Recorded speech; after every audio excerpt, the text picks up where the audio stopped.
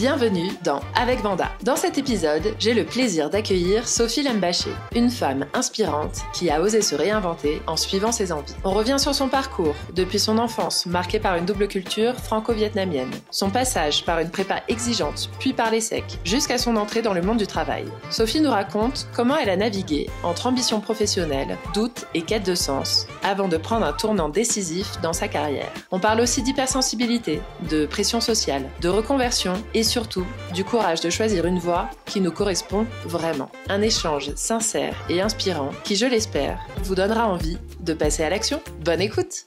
Salut Sophie! Salut Vanda! Merci d'avoir accepté mon invitation dans le podcast. On s'est rencontrés il y a quelques années, ça va faire bientôt 4 ans je crois, en ligne, via Switch Collective, qui était un bilan de compétences / coaching collectif. On était une promo de 20, je crois, ou 25. Et on se cherchait. Enfin, c'était un bilan de compétences, quoi, où on essayait de comprendre où est-ce qu'on voulait aller, comment y aller, et de se donner confiance.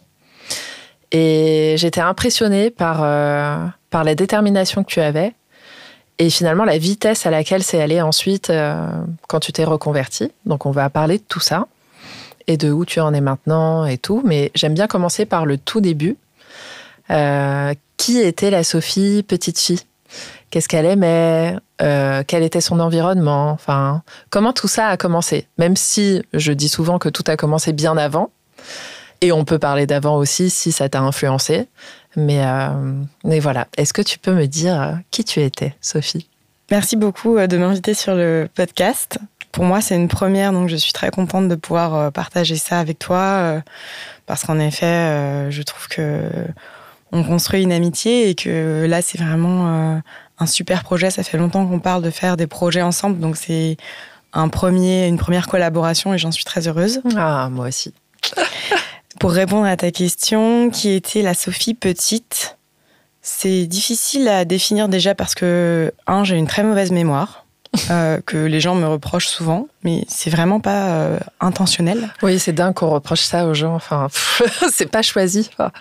Mais donc, j'ai une mémoire assez partielle de mon enfance, mais je sais qu'il y a des choses marquantes qui aujourd'hui m'ont construit et font la personne que je suis aujourd'hui. Déjà, je suis la dernière d'une fratrie de 4 enfants. J'ai on va dire, je suis mi-vietnamienne, mi-française, donc ma maman est née au Vietnam. Elle est donc issue de l'immigration, elle est venue pour fuir en fait la guerre en bateau jusqu'à Marseille, et puis elle a grandi à Saint-Denis, donc je suis vraiment imprégnée de cette double culture vietnamienne et française, et donc il y a des détails en fait qui peuvent paraître anodins, mais quand j'étais petite, par exemple, ça le reste aujourd'hui, on mangeait plus de riz que de pain. Et ma mère nous faisait vachement bien à manger vietnamien. Et donc la bouffe, en fait, la nourriture, c'est quelque chose qui m'a beaucoup marquée quand j'étais petite et qui aujourd'hui a mené, je pense, d'une certaine manière à la reconversion que je fais aujourd'hui, un peu différente de la tienne. Même si c'est quelque chose qu'on a en commun. Ouais. Moi, je préfère, je suis pas une très grande cuisinière ni dénicheuse de super adresses comme toi, mais là, j'aime beaucoup manger des bonnes choses. Et j'en parlerai peut-être après, mais de mon métier, de la reconversion que j'ai faite, il y a un lien. Je dirais petite, cette double culture qui m'a beaucoup marquée. Le fait d'être la dernière aussi, c'est pas évident parce qu'il y a pas mal de pression, même si je pense aucune place dans la fratrie était évidente. Être le premier, deuxième, troisième ou quatrième, c'est pas évident en fait de trouver sa place. Ouais. Je pense que c'est vraiment une question de ça. Donc j'ai toujours, je pense, quand j'étais petite, essayé de trouver cette place dans des groupes d'amitié, et j'ai eu du mal en fait, petite, à trouver cette place-là. Notamment du fait que mon papa avait un travail qui faisait qu'on déménageait tous les 2 ans. Ah ouais. Donc j'ai changé d'école tous les 2 ans. Tous les 2-3 ans, ouais. Donc je suis née à Besançon, ensuite j'ai fait Angers pendant 8 ans, ensuite Aix-en-Provence pendant 2 ans, Tahiti pendant 4 ans, puis Paris. Waouh, Tahiti, non mais incroyable, mon rêve. Ouais, mon rêve aussi d'y retourner. Là là. Donc la Sophie petite, c'est cette double culture, 2, le fait d'être tout le temps en mouvement. Je pense que c'est aussi quelque chose qui me caractérise. Et 3, c'était aussi, je me rends compte avec du recul, Ça peut paraître... je pense que c'est... Du coup, je vais le dire parce que je me dis, c'est peut-être l'occasion d'être, entre guillemets, vulnérable. Et je sens que c'est peut-être le bon moment de le dire. Mais quand j'étais petite, déjà, je suis hyper... d'ailleurs, dans le choix du mot hyper et pas anodin. Mais je suis hyper susceptible, sensible. Il y a des choses qui me touchent, quoi. Je suis comme une éponge. Et du coup, je pleurais assez facilement. Et dans ma famille, on me disait souvent de pas pleurer, quoi. De pas montrer, en fait, ses émotions. Et je l'ai souvent pris comme une faiblesse. Donc, quand j'étais petite, voilà, je dirais ces 3 trucs. La double culture, la bouffe, le fait d'être tout le temps en mouvement du fait des déménagements. Et le 3, cette hypersensibilité que je prenais comme un défaut. Ouais. Plutôt que comme pouvant être une force, quoi. Donc, finalement, tu t'adaptais beaucoup, en fait, petite. Ouais, je pense qu'en anglais, je sais que j'aime pas trop les anglicismes, mais je sais pas trop le terme. Enfin, le terme en français, c'est de être quelqu'un qui veut plaire tout le temps à tout le monde. Ouais, People pleaser. People pleaser. Voilà. Ouais. Quelqu'un qui fait plaisir. Ouais. Voilà, qui fait plaisir aux autres. Et je me demandais, tes parents faisaient quoi ? Ma maman, elle avait un job à temps plein, c'était nous 4. Et puis... je sais pas comment elle faisait, parce qu'en plus, on rentrait le midi à la maison. Donc, Ah ouais, vous alliez pas à la cantine ? Non. Waouh. Donc, elle faisait à manger pour nous matin, midi, soir. Puis, on avait plein d'activités diverses et variées. Le cheval, la musique. Ah là là. On avait vraiment beaucoup de chance. Mais donc, ma maman s'occupait de nous à temps plein. Et mon papa, lui, était magistrat. Ok. Ouais. Donc ensuite, comment ça a évolué ? Une fois que tu es rentrée de Tahiti, tu es revenue en France, collège, lycée, les grandes études, ou pas de grandes études d'ailleurs, on va le voir. Est-ce que tu savais un peu ce que tu voulais ? Est-ce que tu continuais à bouger tous les 2 ans aussi à cet âge-là ou En fait, j'ai fait tout mon collège à Tahiti. Ok. Et j'ai adoré, de la 6e à la 3e. Il y a des choses aussi, je dirais pas les gros mots qu'on m'a appris en tahitien, parce que je pense pas que c'est le but du podcast.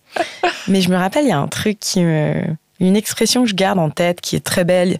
Et une des premières expressions qu'on m'a dites en tahitien, c'est « je suis fiu », F-I-U, fiu, avec un petit accent sur le U. Et j'étais là, tout le monde dit là-bas « je suis fiu ». Et les gens roulent des R aussi, donc c'est une langue qui est très... Enfin, même si quand ils parlent français, je veux dire, il y a le tahitien, mais quand ils parlent français, ils roulent... Enfin, je vais pas le faire parce que je n'y arrive pas. Mais j'adore, ils roulent des R. Très bien. Et en fait, ils disaient ça pour dire je suis là de la vie, ou j'en ai marre, en fait. Je suis fiu d'aller à l'école. Donc, il y a une sorte... C'est pas quelque chose de négatif comme expression, mais c'est plus une expression de j'aime ralentir, j'ai envie de ralentir, et je ralentis. Ce qui est vraiment aux antipodes de moi, d'où je venais, où tout allait quand même relativement vite, à l'école, dans le monde, dans la métropole, comme on dit en France. C'est clair. Donc ta question, c'était... donc j'ai fait tout mon collège à Tahiti, et quand je suis arrivée en fait, à Paris, je savais pas vraiment ce que je voulais faire, mais j'ai fait un peu par mimétisme ce qu'a fait ma grande sœur. Donc je suis allée et mon grand frère. Je suis allée dans le même lycée que mon grand frère et ma grande sœur, parce que je me suis dit c'est ce qu'il y a de mieux. Ouais. Et en fait, j'avais en tête une idée fixe, comme genre Astérix et Obélix. J'avais cette idée fixe de me dire la réussite, c'est la prépa. Je pense que c'est parce que c'était une sorte comme cette image du clou qu'on enfonce dans le mur avec un marteau.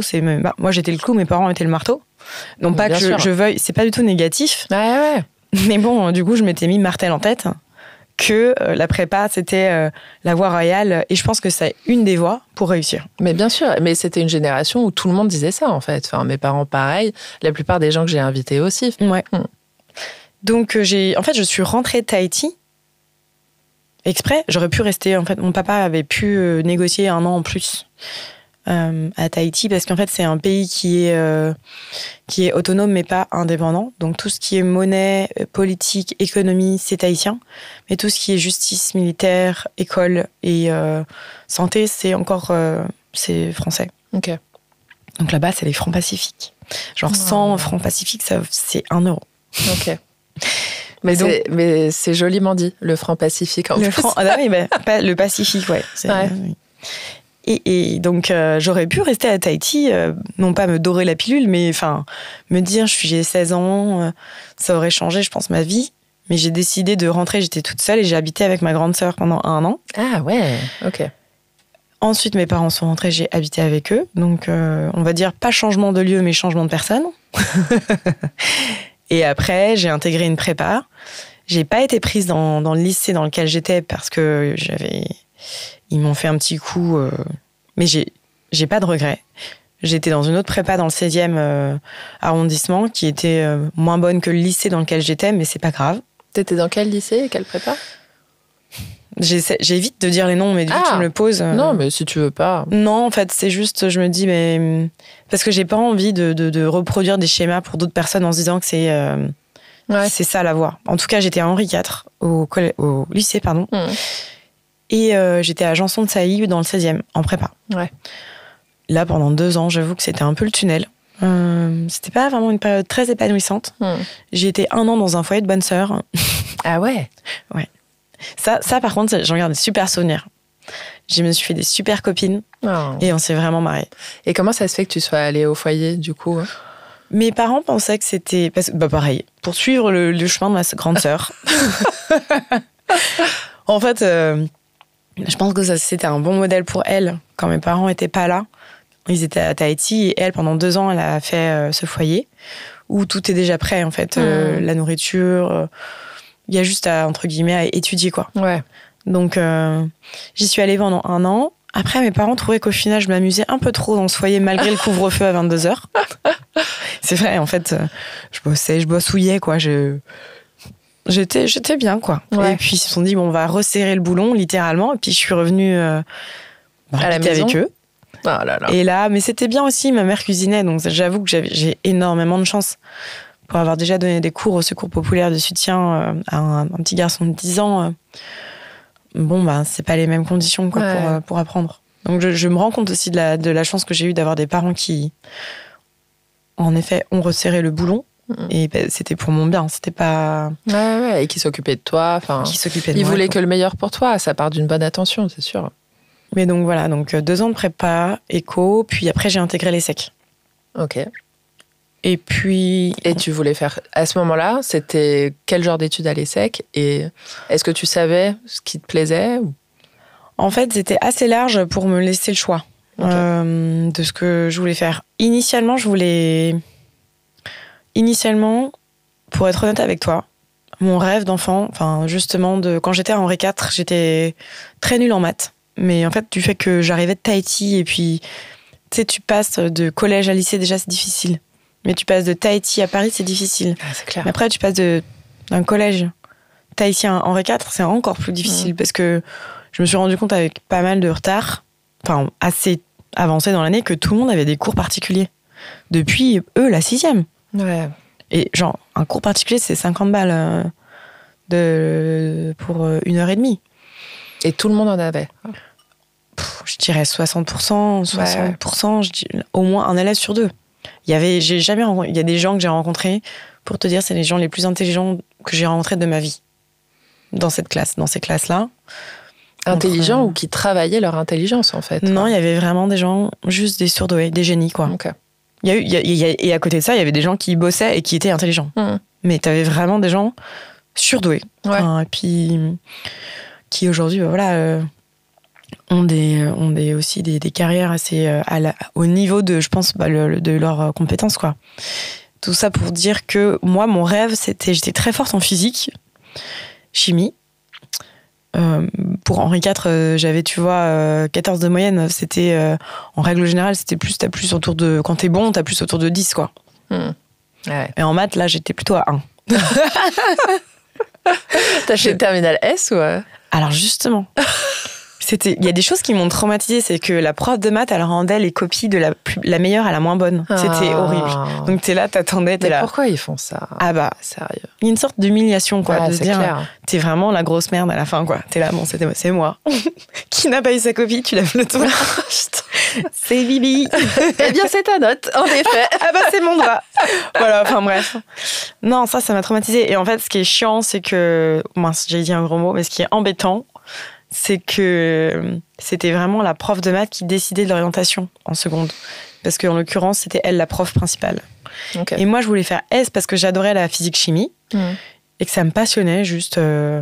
je sais pas, des calculs. C'était concret, en fait, tu vois. Il y avait quelque chose de concret, la vitesse, le mouvement, les expériences en labo. Contrairement aux maths où c'était très abstrait, quoi. Même si t'avais des trucs de statistiques et tout, j'y comprenais rien. Enfin, c'est clair, les intégrales et tout, l'horreur. Ouais. Puis en fait, la prof, elle était là pour les surdoués, en fait. Elle était pas là pour les nulos qui venaient de Tahiti ou de Nanterre ou de la banlieue. Elle était là pour lever ceux qui étaient déjà levés et pour les emmener encore plus loin. Ouais.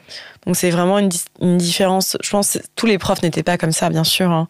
Mais en tout cas, cette prof de maths, dont j'ai oublié le nom et dont je tairai le nom, elle était toute petite avec des cheveux courts. Ça, je me souviens, avec sa petite blouse blanche et ses petites lunettes rondes. Ah ouais, la blouse blanche, quoi, à l'ancienne. Ah oui. Puis ça grattait au tableau à la craie. Fallait vite y aller parce qu'elle effaçait tout d'un coup. C'était là, enfin, vraiment, c'est comme dans un film. Ouais. Mais moi, je voulais faire S et elle m'a dit non. Et moi, voilà, c'est peut-être un regret que j'ai, tu vois, de pas avoir pu choisir mon orientation. Donc, mes parents ne voulaient pas parce qu'ils disaient qu'il n'y avait pas assez de débouchés. Et ES, c'était un petit peu le choix par défaut. Et la prépa et l'école de commerce, tout ça, en fait, je pense que, en te le disant, ça vient naturellement. Je pense que ça a été des choix que j'ai fait en toute conscience, mais par défaut.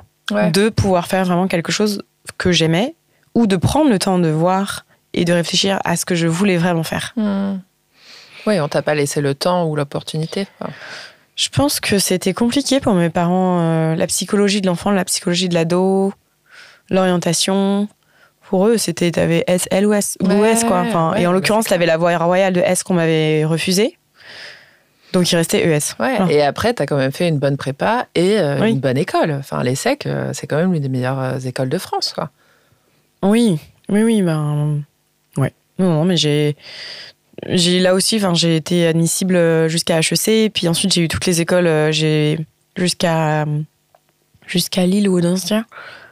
Mais si c'était peut-être à refaire, j'en parlais avec ma sœur l'autre jour, j'aurais bien postulé à Sciences Po. Peut-être qu'il y aurait eu, et puis j'avais aussi envie de faire plutôt une école des beaux-arts ou quelque chose dans les arts déco, ou c'est quelque chose aussi sur concours. Mais est-ce que tes parents t'auraient laissé faire les beaux-arts à l'époque ? Je sais pas, c'est une bonne question. Je leur poserai. Et t'étais créative déjà à l'époque, justement ? Ouais, déjà par la musique. Je pense que ça, c'est une passion que notre père nous a tous transmis. On est 4 enfants et on joue tous 2 instruments. 2 chacun ? Ouais. Ah ouais ? Oui. Tu joues lesquels ? Alors, il y a le dénominateur commun pour les 4 qui est le piano. Et ensuite, le numérateur différent, c'est que moi, je fais du violon. J'ai envie de dire. Enfin, comme si j'en fais toujours, mais j'en joue à des mariages, pour des mariages des amis. Simon fait du violoncelle, Paul du corps, et ma sœur Elisabeth faisait aussi du violon. Ah ouais. Donc ça faisait une sacrée cacophonie, les voisins étaient bien contents, ouais. On s'est fait beaucoup d'amis en déménageant chaque fois, peut-être. C'était un moyen de se dire, on déménage souvent. En leur disant, on déménage tous les 2 ans, t'inquiète, ça va. faut trouver des appartements insonorisés. Ah ouais, ils en pouvaient plus, je t'assure. Mais c'est sûr que le piano, ça va. Mais le violon... Ouais, le violon, quand tu joues pas bien, c'est une horreur. Moi, ça m'a pris une décennie de jouer juste. Oh là là. Et tu dis que ça vient de ton père, parce que ton père joue aussi ? Alors lui, je pense que c'est justement un regret qu'il a eu de pas pouvoir aller au conservatoire. Donc il a vécu son rêve grâce à nous. Ouais. Mais honnêtement, je suis contente ça a développé une certaine créativité, une sensibilité que je garde en moi et de aussi pouvoir aimer d'autres styles de musique grâce au classique. Mais oui, j'étais déjà créative dans le sens où j'adorais dessiner toutes sortes de choses et laisser beaucoup utiliser les couleurs. Et aussi, je faisais aussi des plats, mais des plats de décoration, tu vois. J'utilisais des feuilles, des petites menthes pour faire des sortes d'arabesques. Enfin, bref, écoute, c'était pas non plus Picasso, hein. Ouais. Mais je ne vais pas te mentir, mais on va dire que tout mon temps était quand même dédié beaucoup à la musique. J'étais dans les classes qu'on appelle CHAM, de horaire aménagé musique. Classe horaire aménagé musique. D'accord. Donc on va dire que ma créativité, c'était quand même beaucoup autour de solfège, avec le chant, piano et violon. Donc j'ai fait orchestre, des concerts solo et puis aussi de la musique de chambre. Canon. Et est-ce que tu improvisais aussi ou Je pense que c'est justement ce qui m'a manqué, pardon. C'est de pouvoir me libérer en fait des partitions et de pouvoir improviser. Je l'ai fait une fois quand j'étais allée faire un stage de langue à la Goethe-Institut à Munich. Et d'ailleurs, c'était un stage de langue et de musique. Donc j'avais pu improviser pour la première fois. Je me souviens avec Eve qui venait de Bruxelles et qui jouait à l'accordéon et on avait joué La Vie en rose. C'était magnifique, quoi. T'avais quel âge à ce moment-là ? Je devais avoir... J'étais déjà au lycée, donc c'était entre peut-être 16 ou 17 ans. Ok. Et ça, c'est un super souvenir, ouais. Pouvoir improviser et jouer plus librement, ouais. Ouais. Et du coup, à l'ESSEC, comment ça se passe ? Est-ce que ça te plaît ? Est-ce que tu trouves finalement ton compte ? Oui et non. Oui, parce que pour la première fois de ma vie, je me suis fait des vrais amis. Tu vois, au lycée, je crois que Henri IV, j'ai dû garder contact peut-être avec... mon meilleur ami s'appelle Thibaut. C'est toujours mon meilleur ami. Et j'ai quelques amis que j'ai gardé des connaissances, mais enfin même pas amis, mais plutôt connaissances. Mais on n'avait pas le temps en fait de devenir amis à Henri IV. Ouais, on travaillait trop, quoi. Et la prépa aussi ? La prépa, il y avait beaucoup de concurrence. Moi, je me suis sentie un peu, je sais pas si c'est le terme, mais ostracisée, tu vois, un peu genre exclue, mis sur le côté. Je sais pas, je me suis fait pote. J'ai un de mes très bons amis, mais qui n'a pas fait ES, qui était en S. Et que j'ai rencontré dans le métro, parce qu'on prenait le métro tous les jours ensemble, et à un moment, je suis allée lui parler. Voilà, Maxence. Mais sinon, au-delà de Maxence, en prépa, j'ai gardé aucun ami, quoi. Et j'avoue que c'était dur, c'était 2 ans. Si, j'en avais au début, mais ils ont, la première année, Carla et Yann, mais ils sont partis au bout de la première année pour faire du droit, quelque chose qui leur plaisait vraiment. Eux ont fait le choix de ne pas faire de choix par défaut. Moi, j'ai continué. Ouais, mais c'était jeune, hein. Et il y en a que 2 finalement qui l'ont fait. Donc, Ouais, courageux, très courageux. Et puis à l'ESSEC, donc pour répondre à ta question, oui, parce que du coup, je me suis fait mes vrais premiers amis que j'ai encore aujourd'hui, des super amis. Et tu vois, il y a rien de plus précieux, je trouve. Enfin, ça fait partie des choses qui sont très précieuses pour moi, l'amitié.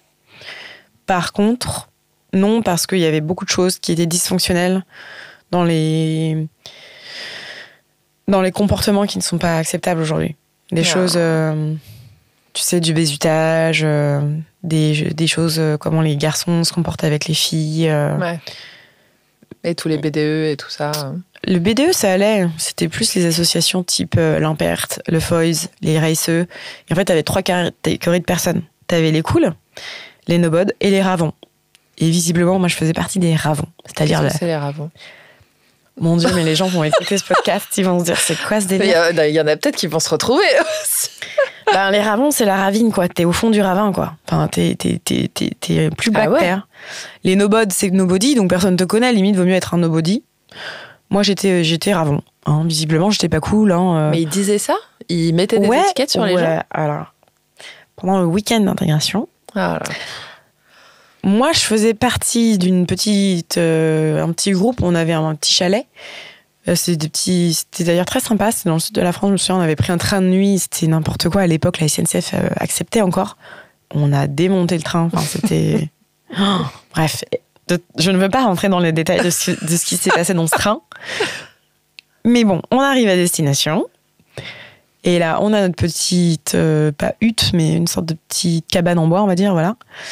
Et là, on rentre, et puis il y avait marqué avec des étiquettes, des allumettes en bois, il y avait marqué Ravon. Mais non. Si.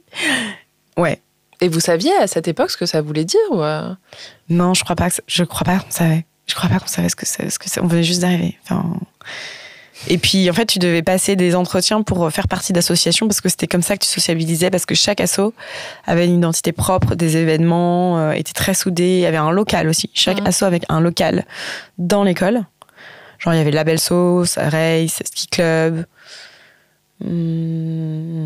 Carao Kings, Sea et Second Son, Sine Qua Non. Après, il y avait toutes les associations humanitaires. Et moi, je me suis fait recal. Mais de tout. Ah ouais? Ouais, non, mais je te dis. Pourtant, en fait, moi, je me suis dit de manière un peu naïve, j'adore cuisiner. Hop, la belle sauce. Bah non. Non, fallait être cool, je sais pas. fallait avoir une certaine nonchalance ou un côté je ne sais quoi.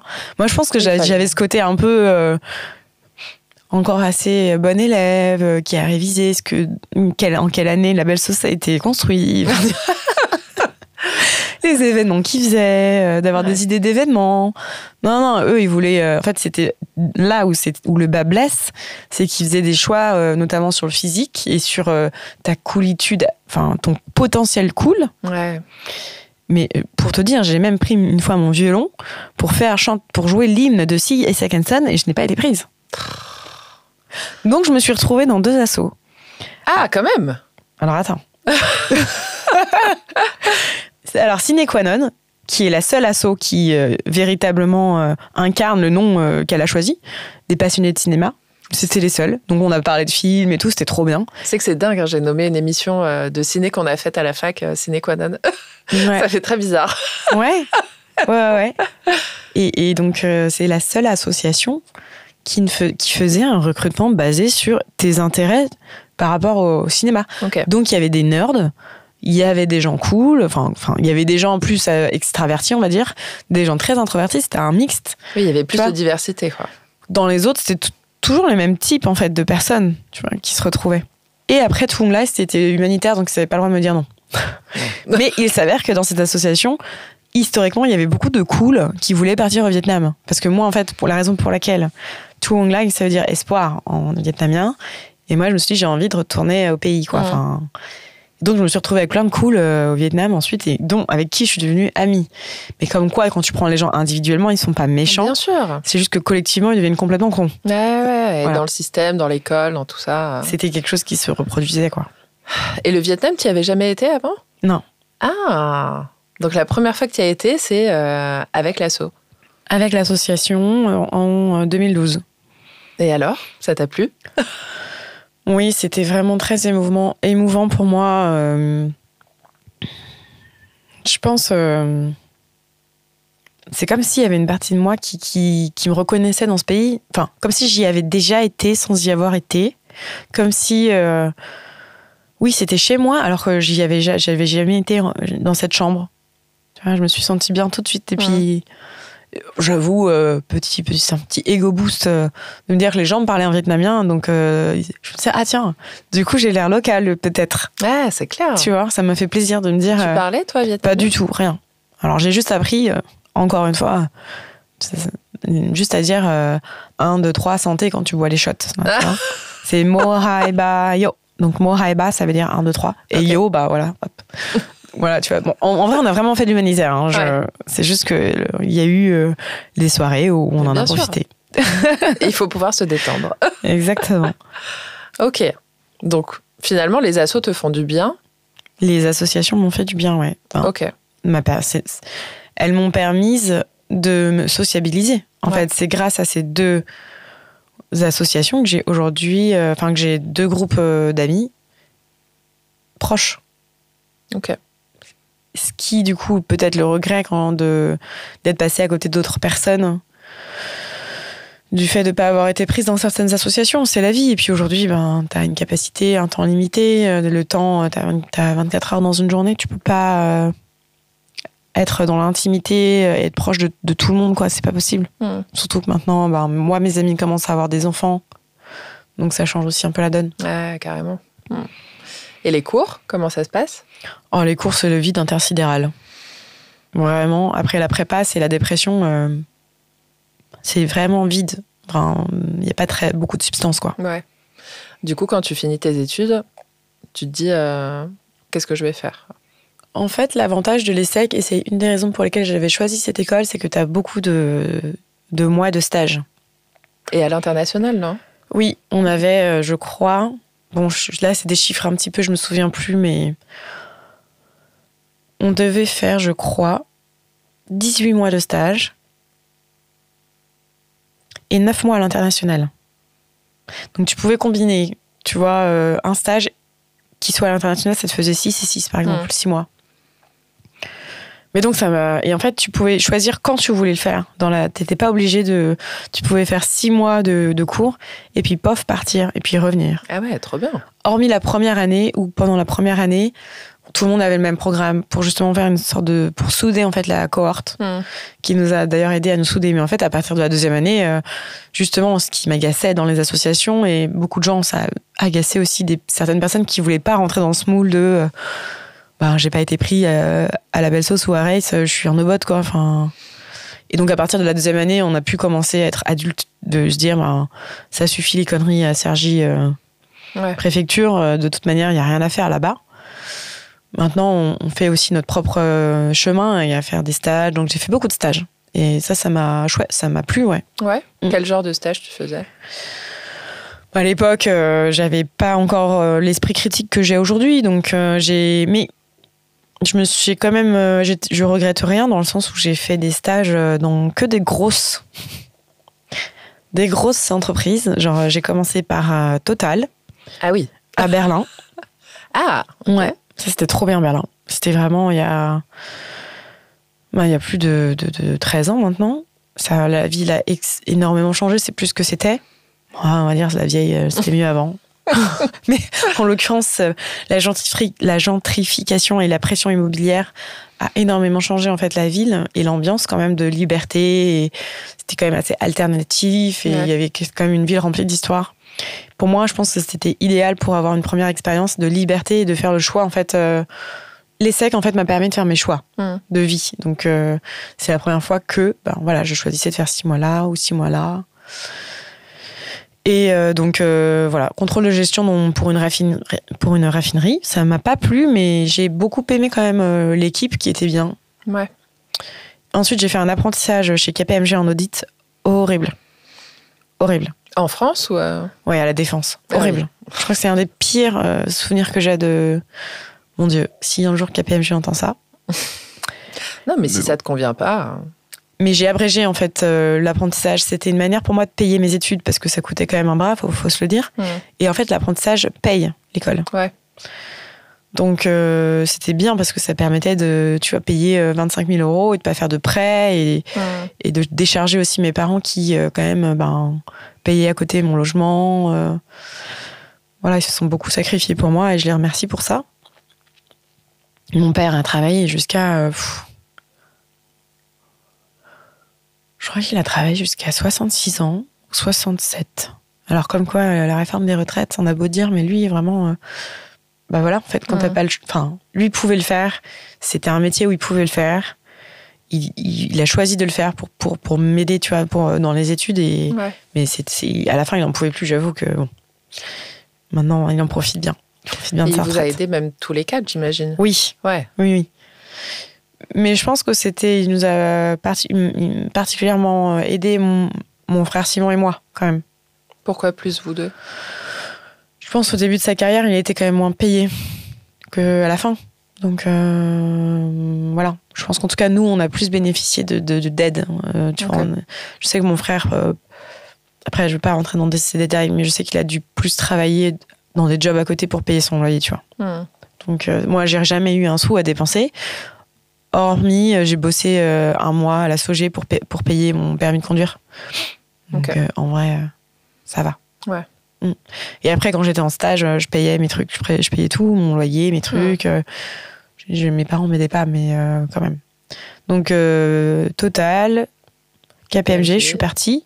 Là, j'étais contente, j'étais fière de moi de me dire j'ai pris mon courage de main et de pas supporter un système qui ne me convenait pas. Ouais, c'est clair, c'était la première fois. Ensuite, BMW à Munich. J'ai roulé dans des super voitures, ça, je suis contente. Mais tu vois, j'avais pas du tout de conscience écolo à l'époque. Bien sûr. Et en vrai, j'ai kiffé parce que j'adorais le bruit des moteurs. Enfin, c'est quand même une sacrée musique. Enfin, faut se le dire, entre une Peugeot et une BMW, ça sonne pas pareil. Mais du coup, en stage, t'avais des voitures de fonction ? Ouais, non, mais c'était n'importe quoi. Ah ouais. En fait, nous, les stagiaires, tu sais, Rolls-Royce, ça appartient à BMW. Mini Cooper aussi. Donc, on avait un garage. Moi, j'avais le droit de prendre tout ce que je voulais. On avait toutes les clés de la Mini Cooper, la X1, la X2, la décapotable, les petits trucs. Sauf la Rolls-Royce, il y avait un stagiaire qui était dédié à la Rolls-Royce. Et j'avoue, on allait chercher les clients à l'aéroport. Ah ouais. Donc, c'était les stagiaires qui... Ah là là, c'est dingue. Ouais.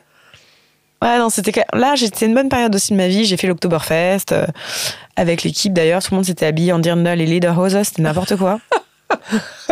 T'arrives, t'as le big boss en lederhose, t'es là, ok, il y a un truc qui ne va pas. Et qui est complètement bourré, accessoirement. Non, alors toujours en contrôle, hein, les Allemands, toujours en contrôle. Même après Même à l'Oktoberfest. Même après à l'Oktoberfest. Même à 15 pintes, les mecs, ils ont une descente. Non. Eux, ils sont en contrôle. Toi, tu ne l'es plus, mais toi, eux le sont. Ouais. Donc toi, tu pars avant de perdre le contrôle. Et eux, ils regardent le spectacle. Ouais, non, mais j'ai des super souvenirs de BMW, même si, pareil, en fait, à chaque stage que je faisais, j'étais là, oh là là, c'est pas vraiment un métier vraiment épanouissant, ni une industrie qui m'ont non plus, m'excite, quoi, on va dire. Ouais. Et là, tu faisais du contrôle de gestion aussi? Non, je faisais... du coup, je faisais de la vente. Ok. Pour les pays Maroc, Dom-Tom, Turquie. Ouais. Ok. Donc, c'était pas mal de ventes, pousser les ventes des BMW dans ces pays-là. Donc, si je fais le lien, tu parles allemand et anglais? Oui. Ok. Yeah, yes. Quels étaient les autres pays alors? Que j'ai visités ou dans lesquels tu as été en stage? Après, j'ai fait mon stage de fin d'études, je l'ai fait chez Unilever à Rueil-Malmaison. Ok. Je l'ai très exotique, hein. Comment? Pays très exotique. Oui, le long de la Seine, c'était très chouette, hein, franchement. Des petits airs de Tahiti. Exactement. Non, j'avais une super maître de stage, Sandy Gélibert. Enfin, c'est une des personnes qui m'a le plus inspirée, je pense, dans le milieu du travail. Qui était une super manager et qui faisait pas de distinction entre stagiaire et big boss, quoi. Enfin, elle nous traitait vraiment bien et elle était tellement passionnée. Alors, on vendait de la lessive, hein, littéralement. Enfin, c'était quand même...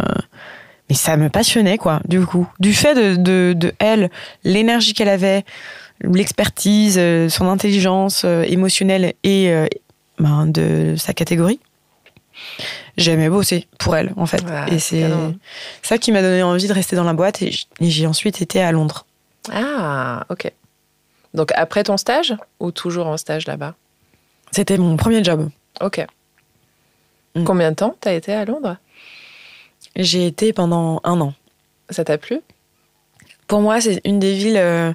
comme Berlin, tu vois, j'ai eu un coup de cœur différent. Mais parce que Londres, c'est plus international que Berlin. Et puis, j'ai beaucoup aimé leur ouverture d'esprit. Tu peux te balader à poil, ils en ont rien à faire. Ouais, c'est clair. Et j'aime bien leur humour aussi. Et leur accent. Moi, j'adore. J'avoue que j'avais un truc pour l'accent, tout ça. Fait que... Et j'ai découvert aussi toutes les salles de concert, de jam session. À Brighton, t'as aussi pas mal de jazz.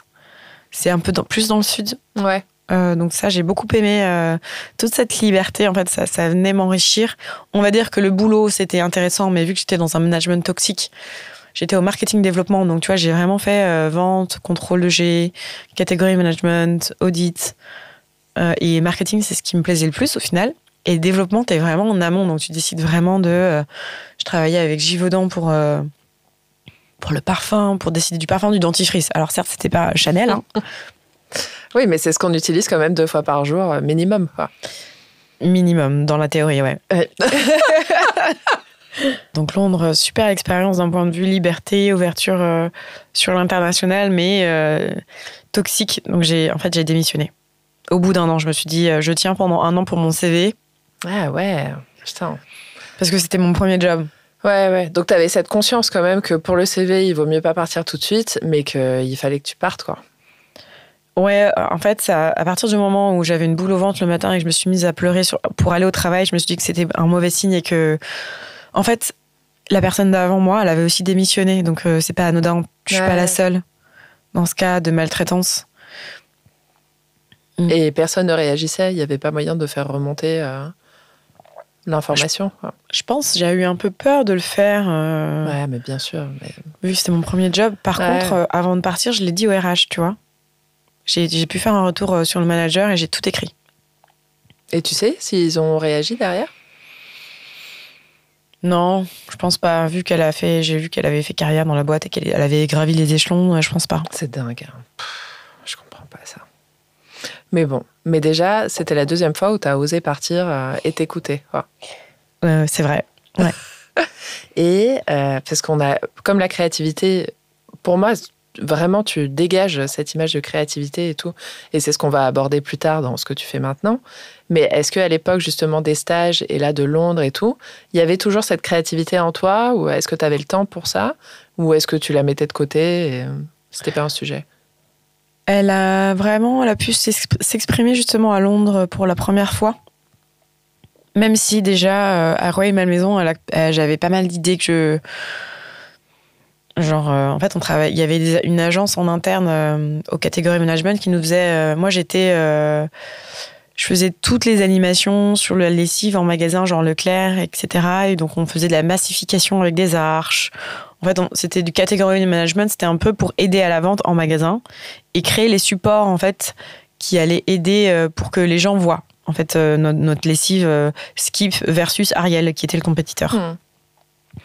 Et donc, on faisait des stop rayons, on faisait des arches, on faisait des petits dépliants, on avait plein de choses, tu vois, des trucs de senteur où tu pouvais gratter, sentir la lessive. Ouais. Et donc, on avait une agence en interne et j'adorais faire les briefs créa, tu vois. C'était quelque chose où j'avais plein d'idées et ça me plaisait. Donc, ça a commencé à s'exprimer là. Clairement, chez KPMG, ça s'est pas du tout exprimé. Pour la raffinerie, à Leuna, en Allemagne, pas du tout non plus. Ouais, ça aurait pu en dehors, enfin, ça aurait pu à Berlin, en dehors du travail. Enfin, justement, il y a une telle fougue. Je suis beaucoup sortie. Ça, oui, on va dire que j'ai beaucoup dansé. Donc, si c'est ça, la créativité, ça m'a ouvert à un autre type de musique qui est l'électro et que j'adore. Ok. Donc, ça, c'est quelque chose qui m'a nourrie, on va dire. On va dire que c'est quelque chose qui m'a nourrie, mais ma créativité, c'est pas exprimé. Mais c'est des lieux qui m'ont nourrie. Berlin, ça m'a beaucoup nourrie. Munich, pas trop. C'est trop bourgeois. Enfin, c'est quand même dans le Land, dans la région la plus riche, dans la ville la plus riche d'Allemagne. C'est quand même très catholique. Il n'y a pas beaucoup de diversité. Il n'y a que des blancs, tu vois. Enfin, j'ai pas vu une seule personne de couleur pendant mon stage, quoi. Ouais, ni dans la ville. Ouais. Bon, après, ça change, les choses changent forcément, mais c'est quand même très... C'est un petit peu comme dans le film Truman Show pour moi, à Munich. Ah ouais. Tu vois, avec Jim Carrey, tout est parfait, quoi. Tout le monde je suis jamais allée, mais du coup, ça me donne vraiment envie. Non, mais la ville est magnifique, par contre, vraiment, c'est très beau et tout, mais c'est juste que tout est un peu trop beau, des fois. Ouais. J'ai envie qu'il y ait... À Berlin, tu vois, c'est un peu crade, c'est un côté... Je dis pas que j'aime ça, mais il y a un côté qui est vivant. Il y a de la vie, ouais tu vois, c'est... Et donc après, oui, chez Unilever, en tout cas à Londres, j'ai pu vraiment exprimer, mais j'avais plein d'idées, tu vois, en l'occurrence, de nouveau, on se dit, c'est du dentifrice, les amis, hein, mais j'étais passionnée, on me disait, tiens, on va faire un dentifrice transparent, tu vois, qui change, et on va raconter une histoire autour de ça, toujours faire des trucs de toujours plus fort, toujours plus vert, toujours plus bleu.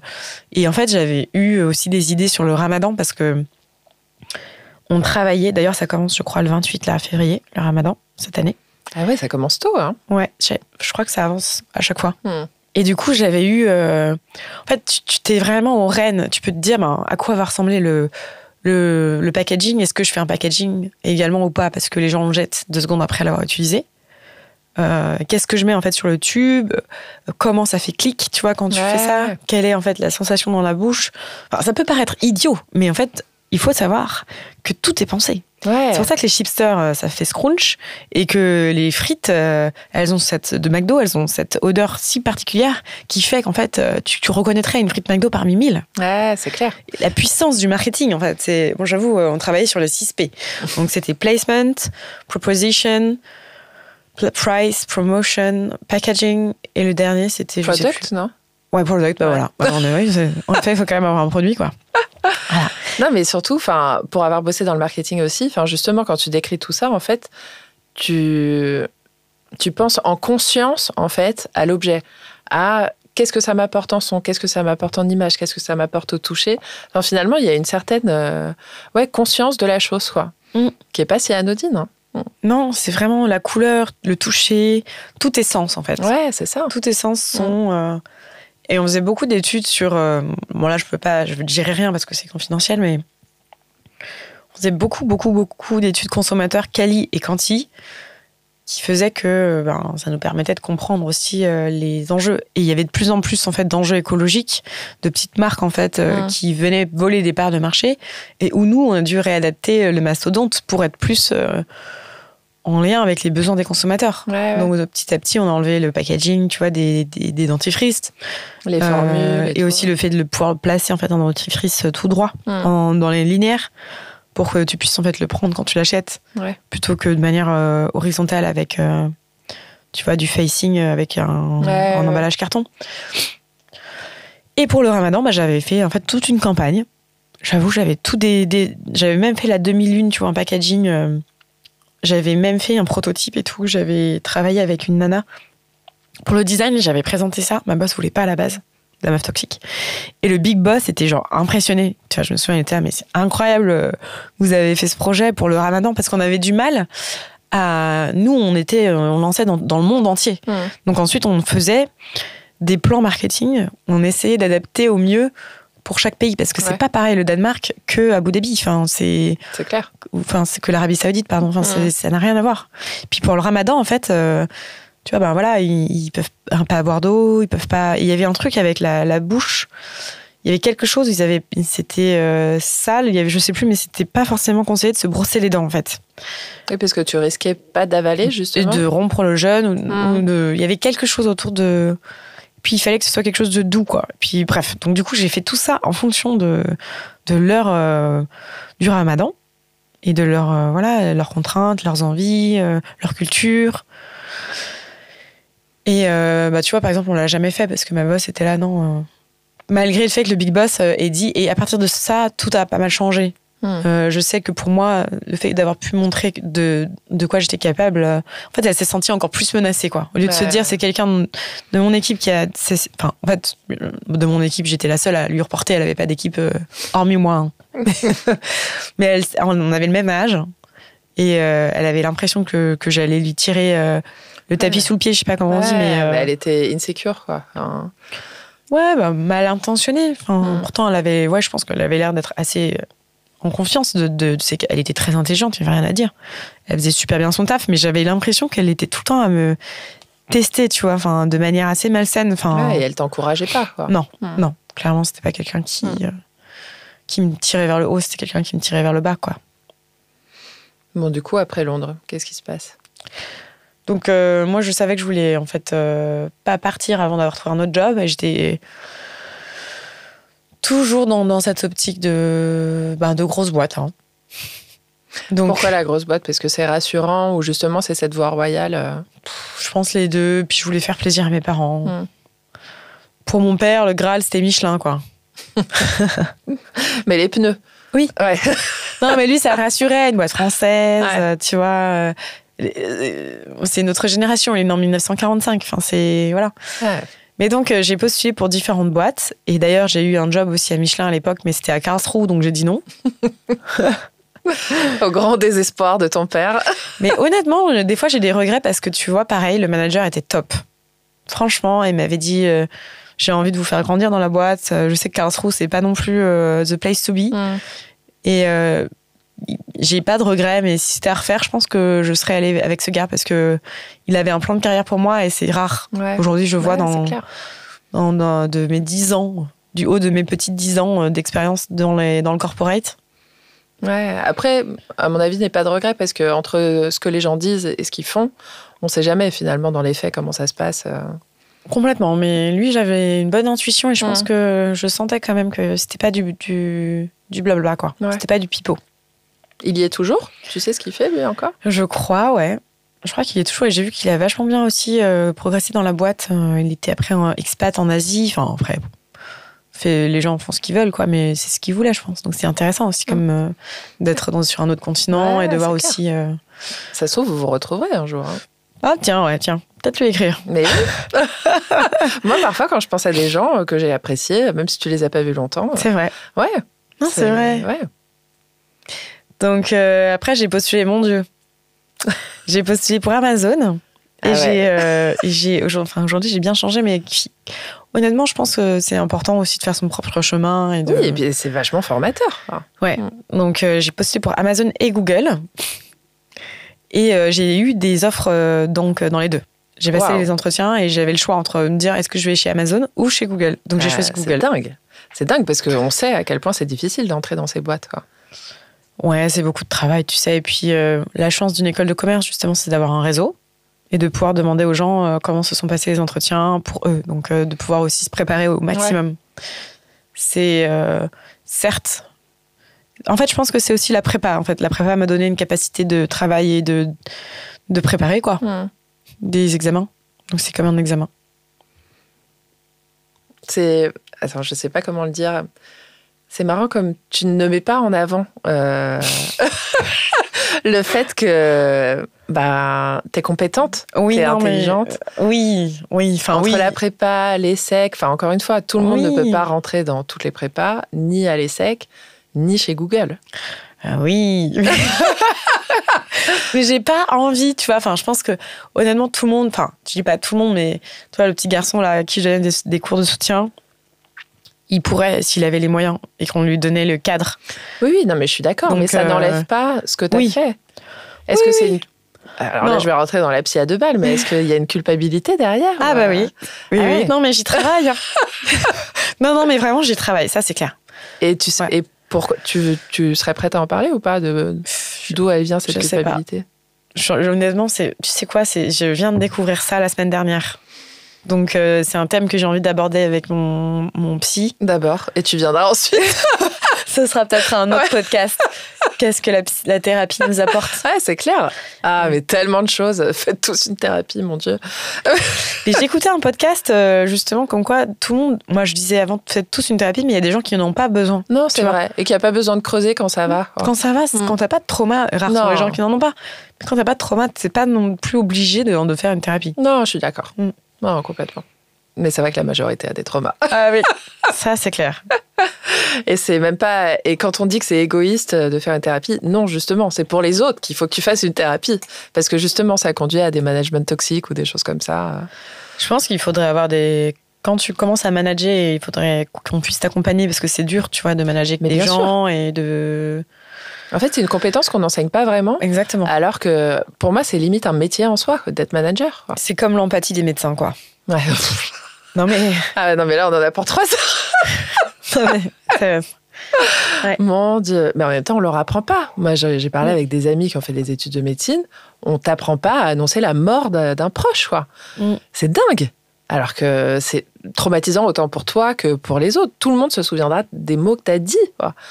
Ouais, vraiment, les mots ont un pouvoir qui est vraiment très fort. C'est sûr. Dingue. Et c'est dingue qu'ils parlent pas de tout ça. Enfin, revenons à Google. Du coup, t'es prise. Je suis prise. Mais j'étais, alors attends, pour préciser quand même, parce que CDI chez Amazon et CDD chez Google. Ok. Donc c'était un CDD d'1 an et demi. Et pourquoi, du coup, tu penches vers le CDD de Google? Parce qu'en fait, quand même, déjà, à ce moment, je commençais à quand même me questionner un petit peu sur les valeurs de la boîte et je trouvais que les valeurs de Google me correspondaient plus que celles d'Amazon. Ok. Voilà. Donc, j'ai choisi ça et j'ai pas eu trop peur par rapport au CDD. Je me suis dit 1 an et demi, ça va. Oui, c'est clair. Et puis 1 an et demi chez Google. Oui. Ouais, ça m'a pas fait peur. Et c'était pour quel poste? C'était les ateliers numériques. Ça s'appelait D'ailleurs, ça s'appelle toujours Google Ateliers numériques et c'était en marketing. Donc là, je suis passée du marketing développement à du marketing plus événementiel et on va dire produit en local pour la France. Donc on formait les petites et grandes entreprises au digital. De manière assez agnostique, on donnait un peu un panorama de tous les outils qu'ils pouvaient avoir à disposition gratuitement pour développer leur entreprise. C'est trop bien. En ligne.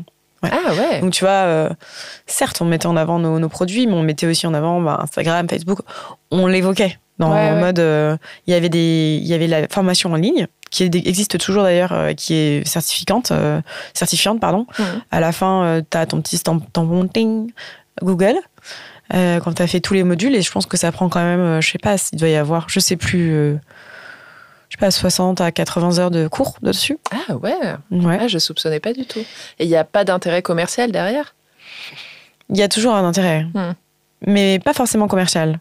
Ok. Je n'en dirai pas plus. Très bien.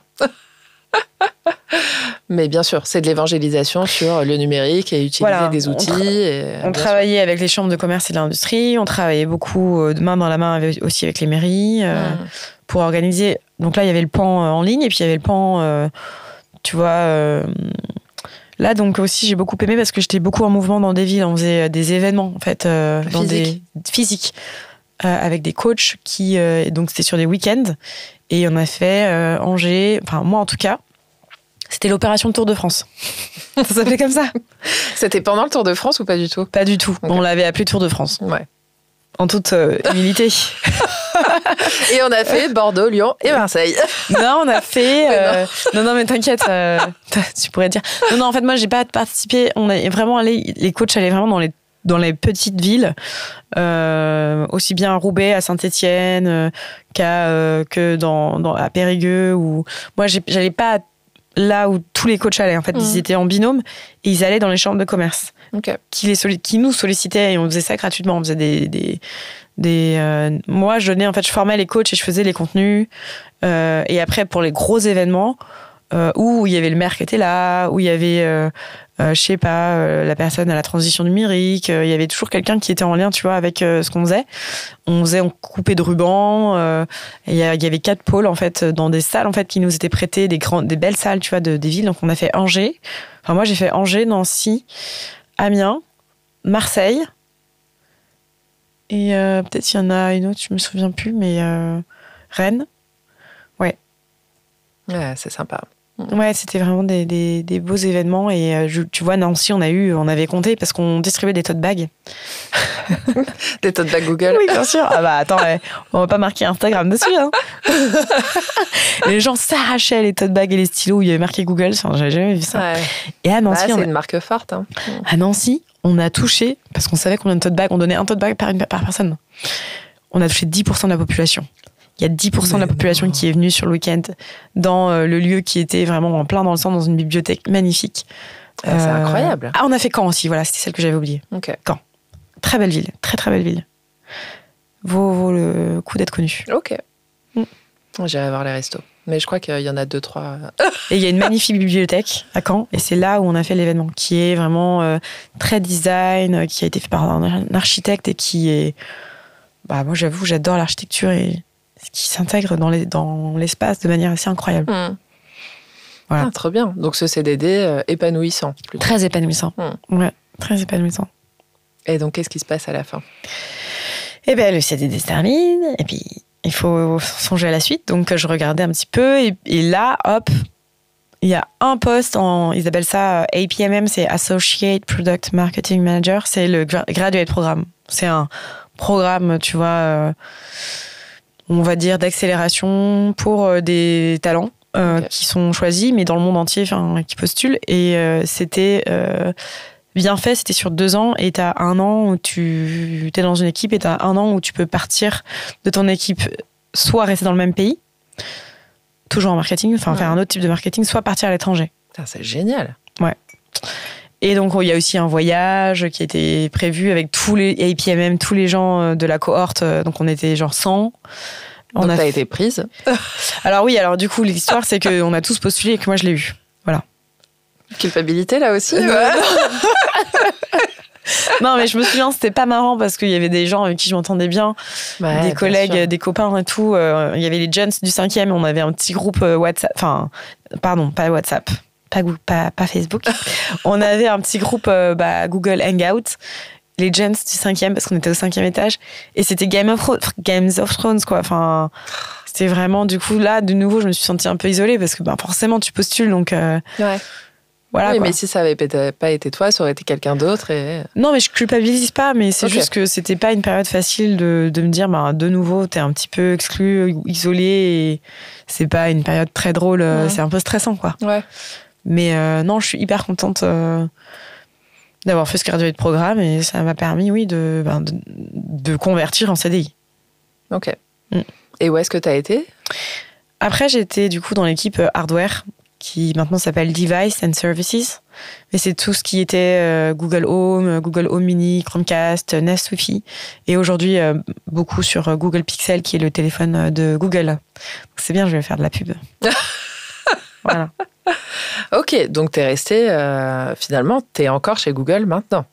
Oui, alors en fait, du coup, je suis arrivée chez Google en 2017. Fin 2018, j'ai converti. Et septembre 2021, j'ai fait une demande de congé sabbatique. J'avais envie de prendre du temps. À la base, je voulais être prof de français. J'ai été prise au choix de l'école, qui est une association en fait pour aider les jeunes qui veulent se reconvertir et les accompagner sur 2 ans. Donc, t'es contractuel, mais t'as un accompagnement et pour X raisons, bon, je ne veux pas non plus parler de ça des heures, mais finalement, je me suis rendu compte que c'est pas ce que je voulais faire.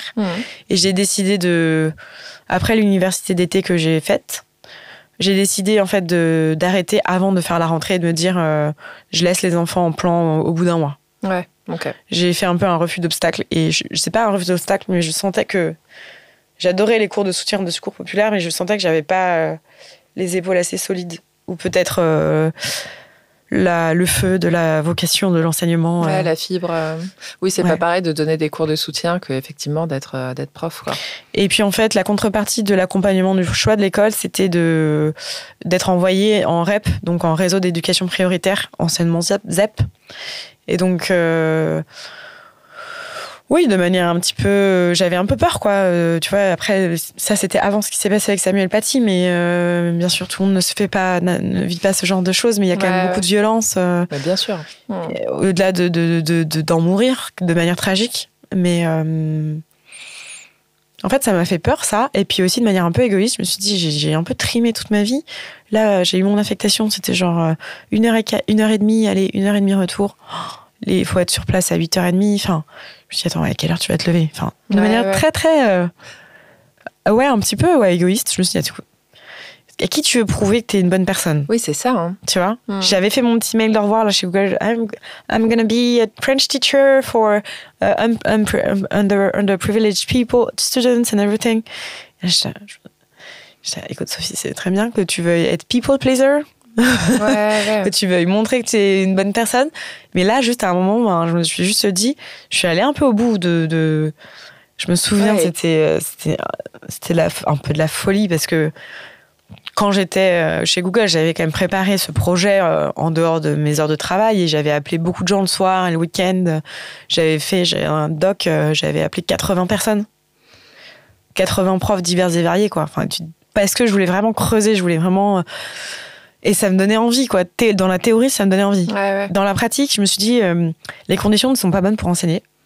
T'es payé au lance-pierre, t'es un peu maltraité, t'as zéro reconnaissance, ni de la société, ni des parents, ni des élèves. Si tu veux, je me suis dit, je pense pas que ce soit la bonne voie pour toi. Ouais. Et surtout, parce que là, à ce moment-là, pourquoi t'as voulu quitter Google? Ça, je préfère pas en parler. Ok. C'est parce que, tu vois, je suis encore en poste et que... Puis même, enfin... D'accord. Voilà. Mais du coup, qu'est-ce que tu recherchais à ce moment-là, quand tu voulais devenir prof de français ou faire autre chose pendant un temps? Je voulais avoir plus de... Peut-être de liberté et d'impact dans ce que je faisais. Ok. Et de me dire, quand je voyais ce que je pouvais apporter aux petits garçons du secours populaire, je voulais le faire avec une échelle plus grande, de me dire, tu vois, une personne du secours populaire, super. Hein. Mais c'est encore mieux si tu peux accompagner plusieurs classes. Je sais à quel point, moi, des profs m'ont beaucoup aidé, m'ont beaucoup aidé. Et à quel point c'est précieux d'avoir des profs qui t'inspirent et ça peut changer ta vie, quoi, littéralement, je pense. Donc j'avais envie j'avais envie d'avoir cet impact-là et aussi j'avais fait la liste des plus et des moins. Il y avait aussi plus de liberté, t'avais plus de temps aussi pour moi. Après, tu vois, après l'impact, c'était aussi la liberté et le temps. Mais je pense qu'en fait, les premières années, t'as pas beaucoup de temps parce que tu construis tes cours, tu corriges des copies. Ouais, c'est clair. C'est plus les temps de transport, quoi. Voilà. Donc je pense que... Mais voilà, il y a des gens qui sont allés, que je connais et que je suis hyper contente parce que j'ai rencontré des gens aussi très inspirants qui ont fait ce programme. Je suis toujours en contact avec une des personnes. Et je vois qu'ils aiment. Il y en a qui ont abandonné, c'était trop dur. Il y en a qui continuent et ils ont trouvé leur voie et c'est trop bien. Putain, c'est canon. Et du coup, là, quand tu décides de pas le faire finalement, est-ce que tu as une idée de ce que tu veux faire ou... Non, je crois que c'est la première fois de ma vie que je me dis j'ai aucune idée de ce que je veux faire. Je suis lâcher prise totale. Et ça fait du bien. Je savais que j'avais pas forcément envie de faire comme tout le monde, un tour du monde, un truc de ce style. Et la poterie, en fait, faisait déjà partie de ma vie parce que, donc, septembre 2021, moi, j'ai découvert la poterie en 2019 lors d'un voyage à vélo. Et après, il y a eu le Covid, donc j'en ai pas fait du tout en 2020, vu qu'on était confinados il paraît. dans nos petites pénates. Et en fait, j'avais commencé un Instagram qui s'appelait pas Fénoua à l'époque, ça s'appelait Sophie Bacher Ceramics. Et en fait, c'était trop bien parce qu'à l'époque, il y avait personne qui me suivait. Donc, je balançais mes pots, mes trucs, et sans aucune vergogne, pour le coup, aucune culpabilité j'étais dans la liberté totale de faire un choix de cette passion. Quoi. Ouais, c'est clair. Et de poster mes trucs et tout. Et un jour, il y a un gars qui m'écrit, qui s'appelle Valentin Maurice, si jamais. Et il m'écrit, et puis il me dit, j'aimerais bien avoir votre vaisselle dans mon restaurant. Alors, il faisait quelques petites fautes d'orthographe, donc je me suis dit, c'est qui ça doit être un... C'est un chef. Non, je me suis dit, ça doit être quelqu'un qui se moque de moi, tu vois, qui c'est une blague, quoi, qui me fait une blague. Et tu vois son profil Insta et tout. Et après, je vais voir son profil Insta, et puis je vois là, en fait, qu'il est en Vendée, dans un restaurant étoilé, et je me dis, oups, c'est peut-être parce que je lui avais dit, écoutez, c'est bon, vos blagues, moi, ça m'intéresse pas. Tu lui as répondu ça avant de regarder son profil? Oui. J'ai dit oui, d'accord, c'est gentil. Par contre, non, enfin, voilà, écoutez, c'est pas la peine de me faire perdre mon temps. J'ai pas dit ça comme ça, mais. Puis après, je suis revenue, je me suis dit, en fait, je. Oui. Oui, je suis intéressée carrément. Et tout est parti de là. Mais ça, c'était quand, du coup? Faudrait que je retrouve l'historique du message. Je pense que ça devait être 2022. Ok, donc entre fin 2021 et 2022, là tu faisais de la poterie, tu apprenais par-ci par-là? Oui, déjà j'ai fait, en fait déjà depuis 2020, j'avais quand même déjà, je crois que mon premier cours d'initiation c'était en janvier 2020, juste avant en fait le confinement. Ok. Avec Weekendoo, au Lila, dans un super atelier, ça m'a fait vraiment du bien. L'atelier était magnifique, franchement, l'atelier de rêve, quoi. Tiens, d'ailleurs, faudrait peut-être que je les recontacte aussi. Oui, ça me donne envie d'y aller aussi. Non, c'est jamais. Et donc, je prenais des cours du soir, et puis après, c'est devenu les cours le week-end, et puis après, c'est venu je posais des vacances chez Google pour faire des stages plus longs d'une semaine. Donc, j'ai fait... je suis allée à Dieulfi, je suis allée à d'autres endroits et tout pour faire... je suis allée à Caen. Et après, je me suis dit, je voulais faire ce projet à notre prof. Donc, j'ai fait le sabbatique pour ça. Et ensuite, en fait, le sabbatique s'est transformé en poterie. Ah, c'est dingue, hein. Et donc là, ça commence avec le chef. Mais moi, je te suivais déjà à ce moment-là parce qu'on avait fait ce switch ensemble. Mais ton compte Instagram a grimpé, mais très, très vite. Oh. Relativement lentement, honnêtement, quand tu compares à d'autres qui sont à 1 million aujourd'hui. Oui, mais tu compares toujours aux plus gros. Compare aux normaux. Ouais, c'est vrai. Je pense que j'ai un peu un problème, mais c'est bien aussi parce que ça me tire vers le haut, tu vois. Mais c'est sûr que j'ai pas non plus. Moi, mon objectif, c'était aujourd'hui d'être à 30 000.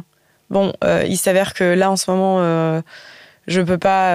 Voilà, c'est compliqué en ce moment parce que j'ai pris la décision de retourner chez Google, donc pour diverses raisons que j'ai pas envie d'évoquer.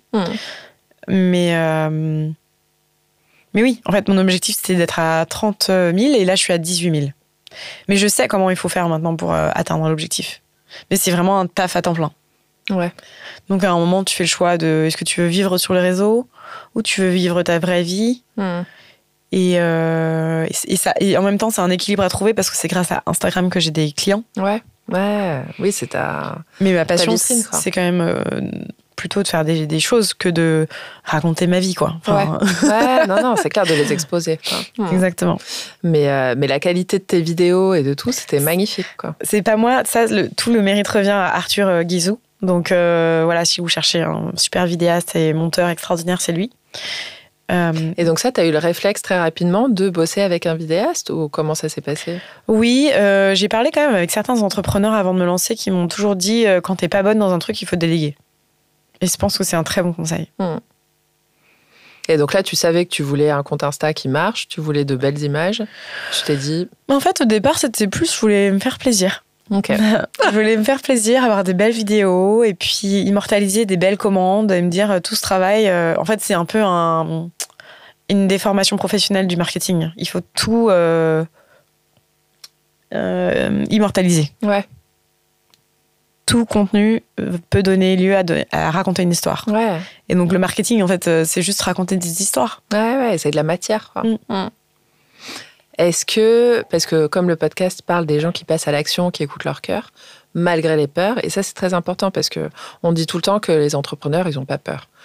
Moi, je pense qu'il y a des peurs, il y a des doutes, mais qu'on décide d'aller un petit peu au-delà, qu'on décide d'essayer. Est-ce que toi, tu avais des peurs à ce moment-là? Ouais, franchement, j'en ai toujours, encore aujourd'hui, sinon je pense je ne serais pas retournée chez Google. Mais non, la peur du regard de l'autre, la peur de l'échec, la peur de... Mais l'échec, ça passe, c'est un terme assez large, ça peut être la peur que l'échec de se dire je démarche, ça ne marche pas. La peur de se dire oui, le devis n'est pas signé in fine. La peur du regard de l'autre, de se dire finalement la pièce ne plaît pas ou le chef n'est pas content. Parce que moi, je travaille beaucoup avec des restaurants. Ouais. Ça s'est fait naturellement d'ailleurs ou c'est ce que tu recherchais? Justement, c'est un peu ça le lien du tout début. Quand tu disais, quand Sophie petite, moi la bouffe c'était important. Et en fait, mon grand-père avait un restaurant à Mulhouse, mais vraiment sans prétention, hein, mais on a encore les couverts où il y a marqué Lem Bacher dessus. Et c'était vraiment à la bonne franquette, tu vois, en mode Chartier, la cantine, quoi. Ouais. Enfin, je pense la cantine de l'époque. Ouais. Vois, les bons plats, la choucroute, les escargots, le truc qui te laisse pas sur ta faim, quoi. Ouais. Et en fait, ma grand-mère travaillait avec mon grand-père, mais là, je m'égare. Donc oui, pourquoi la vaisselle? Donc moi, je me suis spécialisée dans la vaisselle. En fait, la céramique, c'est un monde très, très large. Et en fait, tu as les sous-catégories. Dans la céramique, tu vas avoir tout ce qui va être plasticien, donc des gens qui font plutôt des œuvres d'art contemporain ou qui veulent dire un propos donc vraiment artistique. Tu vas avoir la céramique sculpturale pour l'architecture, décorative. Et après, tu as la céramique poterie. Donc là où on a vraiment l'image du potier. Parce qu'à l'époque, c'était vraiment une profession masculine qui s'est beaucoup féminisée avec les dernières années. Ah, je savais pas. Le potier du village, c'était souvent le mec, parce qu'en fait, il faut quand même être assez costaud pour porter la terre, nanana. Et à l'époque, il faisait quand même plus de grosses pièces qu'aujourd'hui. Nous, on est plus en mode petite tasse. C'est clair. C'est une autre époque, c'est tout. Ouais, carrément. C'est une autre époque. Donc tout ça pour te dire que en fait, pourquoi les chefs, pourquoi les restaurants, ça s'est fait comme ça. Comme quoi, je pense qu'aussi les choses sont bien faites. Je sais pas si on parle de serendipity ou je sais plus, ou de synchronicité. Enfin bref, un des deux, qu'importe. Mais juste de dire que les choses sont bien faites parce que ce chef m'a écrit. Ça ne sort pas de nulle part. Je faisais de la vaisselle déjà parce que pour moi c'est quelque chose qui me parle de bien manger dans des beaux récipients, du fait de ma double culture et du fait que mon grand-père avait ce restaurant. Et je pense qu'il y a des choses qui s'expliquent pas. Et donc ce canal de vente il s'est développé assez intuitivement. Ah, c'est dingue, hein. Il est dur ce canal, mais il est dur. Mais justement, toutes les peurs dont tu parlais, tu y as été confrontée du coup? Ouais. D'avoir des devis qui sont pas acceptés, de démarcher, d'avoir une œuvre qui plaît pas? L'œuvre qui plaît pas, non. Ah. Comme quoi? L'œuvre qui a quelques petits défauts, oui, parce qu'en fait, t'apprends. Donc, par exemple, il y a des choses aujourd'hui que je vais optimiser. Ouais. Donc, j'ai ouvert l'atelier, donc en gros, de 2021 à 2022, donc septembre 2021 à septembre 2022, j'ai fait mes projets, j'étais dans un atelier partagé. Donc, j'ai commencé à avoir mes premières commandes, notamment pour... ma toute première commande, c'était les petites pains de Fatma, des fèves, pour la boulangerie Mamie Deli. Je me souviens. Donc, Kéren qui est une copine de l'ESSEC, qui m'a dit écoute, j'ai envie de t'aider, et puis j'ai besoin de fèves en fait. Donc on a bossé ensemble sur des fèves sur mesure. Et elle a fondé aussi avec Jérémy le restaurant Levantine. Et ils viennent d'ouvrir un 3e lieu qui s'appelle Vendredi Soir. Ah, mais oui, je vois très bien. Voilà. Donc, c'est des serial entrepreneurs. Et elle m'a fait confiance, donc c'était ma première commande. Après, j'ai eu Rebecca qui m'a fait confiance à Dante pour des saucières. J'ai eu Kevin et Erwan pour le restaurant Étoile de Contraste. Enfin, voilà, j'ai eu plusieurs commandes pour des restaurants. D'autres il y en a une qui s'est pas hyper bien passée où la personne n'a pas voulu me payer à la fin, un acompte qui restait de 200, un solde pardon, parce qu'il trouvait que les fèves n'étaient pas toutes de la même taille. Enfin bref. Mais non. Si. Donc tu vois, j'ai quand même eu quelques déboires, mais ça m'a pas trop abîmée. Ok. J'avoue, j'avais les reins, les épaules assez solides, je pense. Et après cette année, j'ai fait un CAP à Tours, à l'atelier des arts céramiques, parce que je sentais que j'avais le besoin de me former au tournage en série pour pouvoir tourner de manière plus efficace, gagner du temps, être plus rentable. Et même, j'avais envie d'avoir ce CAP de tournage. Donc, je suis partie à Tours de 2022 à 2023. Okay. Et j'ai ouvert l'atelier en juillet 2023. Donc, de juillet 2023 à juillet 2024, j'ai eu l'atelier et j'ai eu énormément de chance. Et je touche littéralement, je ne sais pas, j'espère que c'est du bois. Mais oui, c'est l'atelier partagé dans lequel j'étais. Et puis, les 7 autres personnes ont décidé d'arrêter, pouf, d'un coup, de manière simultanée. Donc, j'ai récupéré tout l'atelier pour moi. Et j'ai lancé 3 canaux. Donc, les stages, le week-end et les cours hebdomadaires, les ventes pour les restaurants B2B et les ventes en ligne B2C. Ah ouais, ça me semble énorme. Du coup, ça, en temps sur la semaine, ça te prend combien de temps ? Je pense au début, tu travailles genre 70 heures, ouais, c'est ça. 80 par semaine, ouais. J'ai un peu fait un burn-out, pour être honnête. Ouais, non mais carrément. Donc, t'as réduit ensuite un petit peu les stages, les cours ? J'ai un peu réduit les cours, mais pas assez, je pense. Okay. Enfin, et puis j'avais la peur, tu vois, la peur financière. Enfin, c'est pas pareil quand t'es à 8 à partager un loyer que quand t'es tout seul. Ensuite, je payais 800 € en fait, par mois.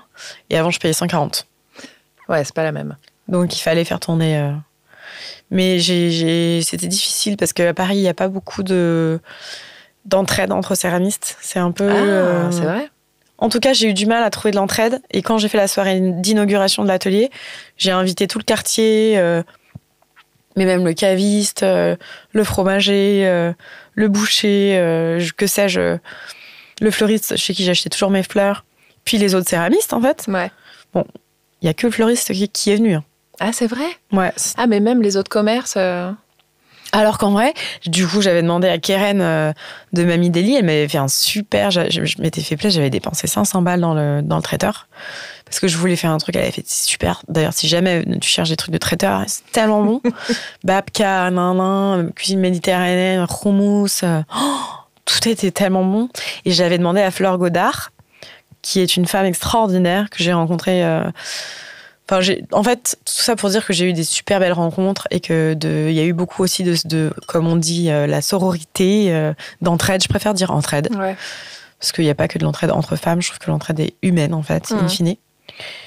Mais en tout cas, ouais. Donc, Fleur Godard, je lui avais dit, écoute, je sais que tu vends pas à des particuliers, mais j'aimerais trop avoir tes bouteilles pour mon inauguration. Et elle m'avait, du coup, vendu à prix, tu vois, d'achat. Des super bouteilles. Et je m'étais fait une méga fête, quoi, avec tous mes potes. Et c'était trop bien. Mais grosse déception par rapport aux céramistes. Et je sais que j'ai déjà eu des petites tracas de, tu sais, t'as une grosse commande et puis t'as besoin d'un four en plus pour cuire, pour tenir ta deadline. Et en vrai, transporter des pièces, c'est quand même compliqué. Donc, j'ai cherché à côté, là, les céramistes qui m'ont fermé leurs portes. Mais j'étais en mode, je veux louer votre four, aidez-moi, tu vois. Mais non. Et ils m'ont dit non, quoi. J'ai trouvé d'autres endroits, mais j'ai dû me trimballer dans le 9e, d'une 19 dans le 9e. Enfin, c'est une galère sans nom, quoi. Donc, peu d'entraide. Tu vois, ça m'a pesé un peu dans la solitude de l'atelier, je pense. Et tu penses que c'est dû à quoi ? Est-ce que c'est parce que c'est difficile financièrement ou Je pense que Paris est une ville qui est dure. Ouais. C'est pas New York encore, mais c'est quand même un peu marche ou crève. Et j'étais vue comme une menace. Alors qu'en fait, tu te dis, c'est comme la rue où il y a tous les musiciens, tu sais, rue de Rome, là, je sais plus. Ah oui, toutes les boutiques. Ouais, mais en fait, c'est même prouvé. J'ai vu dans un article sociologique ou un bouquin qu'en fait, t'as des clusters comme ça et que t'es là pour t'aider, pour survivre. T'es pas et là. Que c'est bon pour le commerce, comme les grands magasins et tout. Enfin, ouais. Donc c'est plutôt bon signe si on s'entraide. Mais même dans le cinéma, plus un film marche, plus c'est bon pour tous les autres films en fait, parce que ça redonne en fait envie aux gens, quoi. C'est ça. Et justement, enfin, on parle de la peur financière et je pense que c'est l'une des principales peurs pour tous ceux qui n'osent pas justement passer à l'action. Qu'est-ce que ça a donné toi pendant toute cette période ? Est-ce que c'était aussi difficile que tu imaginais ? Pas tant que ça ? Ou comment ça s'est passé ? Je pense que chacun vit cette peur différemment. Elle est présente pour tout entrepreneur et puis encore plus pour tous les céramistes qui se lancent. Honnêtement, contrairement, je pense, à un dentiste qui se lance... tu vois, il y a quand même... Tu sais que tu as des besoins, tu sais que... Même si je parlais avec un ostéo et kiné qui disait qu'en fait, il y a quand même beaucoup de concurrence, donc c'est pas si évident que ça, en fait, d'avoir une clientèle fidèle. Mais oui, c'est difficile de fidéliser. Donc, il faut vraiment mettre les bouchées doubles. Quand je dis fidéliser, ça passe par... moi, j'accueillais avec un thé les élèves, et puis j'essayais de donner le meilleur de moi-même pour les cours, puis qu'ils aient envie de reprendre et de venir plus souvent. Parce que souvent, c'était des initiations, et puis après, tu adhères ou non à la matière. Il y a une connexion qui se fait ou non. Mais donc, c'est aussi l'apprentissage du commerce, quoi, de se dire, de proposer sans forcer. Tu vois, de trouver la juste limite entre donner envie, et il y a des gens qui sont très bons pour. Moi, je pense que ce qui m'a aidée, c'est que j'étais juste passionnée. Donc, quand tu as quelqu'un de passionné qui te partage quelque chose, tu as envie de... Bien sûr. Tu as envie d'en faire plus. Ouais. Donc, cette peur, je l'ai vécue quand même comme une épée de Damoclès. Et c'est vrai que, heureusement, j'avais la chance de pouvoir être logée gratuitement à Tours. J'étais dans une famille d'accueil où il y avait un échange de bons procédés. Je m'occupais de leur fille qui était sourde. Je m'occupais en dehors des horaires de l'école, on va dire. Elle était adolescente déjà et j'en suis tellement reconnaissante. Florence, merci. Et Adèle aussi. Donc très reconnaissante des gens que j'ai rencontrés, des rencontres que j'ai pu faire. Et en fait, tu te rends compte quand même, c'est vrai, grâce à Switch, que quand tu as des peurs financières, tu peux toujours trouver des solutions. Tu vois, le logement gratuit à Tours, j'ai eu un autre logement gratuit à Paris qui faisait que j'avais que, entre guillemets, l'atelier, le loyer à payer. Parce qu'en fait, quand tu te lances, les céramistes, honnêtement, quand j'en parle encore aujourd'hui, leurs charges sont très, très faibles. Après, ils n'habitent pas à Paris. Ouais. Mais ce qui leur évite de donner des cours, parce qu'on ne va pas se mentir, moi, je fais ce métier, j'adore transmettre, mais ce n'est pas la raison pour laquelle j'ai voulu me reconvertir dans ce métier. Parce qu'aujourd'hui, il y a beaucoup de gens donnent beaucoup d'ateliers, il y a énormément de cours. Et après, ton atelier, il y a les pièces des élèves, tu n'as plus trop le temps pour créer toi. C'est difficile de trouver un équilibre. Mais ça paye le loyer. Ouais. Tu vois, donc il faut et toi, trouver... tu voulais créer. Ouais, moi, j'adorais transmettre et je me suis rendu compte au final que j'aime bien le format des stages le week-end. Parce que du coup, c'est intense, mais tu as aussi des gens qui sont plus engagés, qui veulent vraiment apprendre sur un week-end. Contrairement à des gens sur 2 heures... ils sont un petit peu moins dedans, quoi. Oui. Donc, ils sont moins intéressés, peut-être. Ils sont là, mais ils sont vraiment, parfois, ils sont là sans être là, quoi. Et, mais oui, donc, cette peur, je l'ai quand même, c'était plus dur que ce que je pensais. Et si, là, tu vois, je suis de nouveau chez Google, si je vais reprendre l'activité Fénois à temps plein ou à mi-temps, parce que là, clairement, c'est le soir après le taf et le week-end. Mais si je devais reprendre, je ferais les choses très différemment et je sais très bien comment je ferais. Donc, c'est pas un problème. Mais Est-ce que tu nous dirais comment tu ferais ? À déléguer encore plus. Ok. En fait, il y a un entrepreneur qui m'a dit, dans ta vie, il y a trois phases. J'adore les petits... j'adore. Les petites leçons de vie. Alors, après, c'est pas non plus gravé noir dans le marbre et c'est pas quelque chose... c'est pas une vérité de vie. Mais il m'a dit, au début, tu commences à travailler pour les autres. Après, tu travailles pour toi. Et ensuite, tu fais travailler les autres. Putain, j'ai l'impression. Là, j'en suis aux 2 aussi. Et donc, j'ai eu plusieurs profs. Donc, quel conseil je pourrais donner? J'ai eu plusieurs profs de céramique que j'avais rencontrés quand je faisais des stages qui me disaient nous, on aimerait trop donner des cours dans ton atelier. Donc, tu délègues, en fait. Ça veut dire que tu les payes, je sais pas, 40 € de l'heure et le cours coûte, je sais pas, 65 ou 70. Donc, tu vois, le delta est pour toi. Ouais, c'est clair. Mais tu travailles pas tout le temps. Ok. Et l'atelier vit en même temps. Ouais, non, mais carrément. Il y a ça, je prendrais un coach pour m'aider professionnellement pour les blocages que j'ai. Et 3, je prendrais quelqu'un pour démarcher.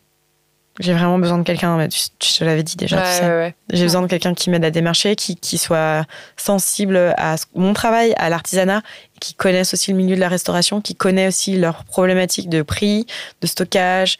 Ils ont toujours les mêmes questions. Est-ce que c'est fragile? Est-ce que ça va la vaisselle? Est-ce que ça se raye? Est-ce que ça s'empile? Est-ce que ça prend pas de place? Est-ce que, tu vois, c'est toujours la même chose. De rassurer sur ça, de savoir raconter mon histoire. Et en fait, moi, je peux pas être au four et au moulin, en fait. Je peux pas être en train de produire et démarcher. Enfin, et puis même, j'aime pas particulièrement ça, je crois. Ah, bien sûr. Je parlais de devis ensuite, d'acompte, de vérifier que le mec a payé. Enfin, oui, non, t'as pas fait ça pour ça. C'est toute cette partie démarchage et j'allais jusqu'au bout. Ça me dérange pas de faire le premier rendez-vous, avec plaisir de raconter mon histoire si besoin est, mais d'arriver à convaincre, punaise, d'aller chercher en fait l'argent. Parce qu'il faut aller le chercher on est dans un monde comme ça. Enfin, on vit pas d'amour et d'eau fraîche non plus. Faut pas se mettre doigt dans l'œil. Ben ouais, il faut parler d'argent et j'avoue que moi, maintenant, je conseille pas mal de céramistes et je me dis peut-être qu'en fait, je devrais me faire payer parce que je donne tellement de conseils que moi, je l'ai quand même appris dans le dur, ça. Ouais, c'est clair. Hein. Bon, voilà, en général, je demande qu'ils me laissent un avis sur Google. Je pense que tu peux aller un peu plus loin. Je me dis que des fois, franchement, vu toutes les questions que j'ai et tout ce que je partage, je me dis qu'en effet, c'est du consulting, quoi. Ça devient du conseil, en fait. Ouais. Et pour moi, justement, je serais prête à payer pour que quelqu'un démarche pour moi. Mais démarche, en fait, je pense, une autre cible qui, contrairement aux petits restaurants où c'est dur pour eux, ils ont des marges très faibles et qui sont étoilés, mais ça ne veut pas dire qu'ils gagnent des étoiles par milliers non plus dans leur escarcelle. Mais d'aller chercher peut-être plus des palaces ou des hôtels ou des plus grosses boîtes, en fait, qui achètent en très gros des centaines et des centaines et des centaines d'assiettes, mais d'aller prendre une petite part du gâteau et de dire, moi, je peux en faire 100, je peux pas en faire 1000, mais au moins, vous avez une vaisselle qui sera différente et qui sera vraiment sur mesure. Et ça, j'aimerais bien pouvoir toucher une cible architecture aussi. J'avais bossé avec des architectes et je sais qu'en fait, les gens, quand ils font des rénovations, ils mettent les sous. Ouais, c'est vrai. Hein. Voilà. Donc tout ça, tu vois, c'est des choses où j'ai appris en fait sur le tas. Et maintenant, j'ai déjà mon petit plan en tête et d'avoir aussi un business plan aussi plus carré et d'avoir un coach en fait qui me check chaque mois, qui me dit là, t'as pas bien priorisé. Oui, il faut faire ci, il faut faire ça pour que ça marche en fait. Parce que tous ceux qui sont venus te voir, en tout cas les restaurateurs, les chefs, c'est eux qui sont venus te démarcher. Toi, tu les as pas démarchés à l'époque? En fait, au tout début, non, j'étais un peu... Fleur me disait, non, mais c'est pas à toi de démarcher. Donc j'ai fait, ok, c'est pas à moi de démarcher. Et après, c'était un peu différent, c'est-à-dire que j'aime beaucoup l'univers de la pâtisserie, je trouve ça très fin. Et je posais des questions, en fait, sur certaines photos que je voyais en disant, est-ce que c'est ça comme ingrédient? Mais vraiment, ça m'intéressait. Donc, on parlait, et puis après, il allait voir mon travail, il me disait, mais en fait, j'ai trop envie qu'on travaille ensemble. Ouais. Tu vois, c'est un peu du démarchage déguisé. Ouais. Mais c'est du démarchage qui est bien fait. C'est du relationnel, en fait. Et il y a plein de techniques, je pense, pour le faire. Il y a plein de manières de faire, je pense, plus ou moins intelligentes. Et je voyais que les autres céramistes le faisaient aussi, donc c'est ça qui m'a donné l'idée. Je vais pas te mentir, je regardais comment les autres faisaient pour avoir des commandes de restaurants prestigieux. Bien sûr. Et en fait, quand un restaurant ensuite a un céramiste attitré, ils sont très fidèles. Donc c'est très difficile ensuite de rentrer dans... Ouais, d'accord. De dire, en fait, il y a un deuxième céramiste, c'est comme si c'était un trouble, quoi.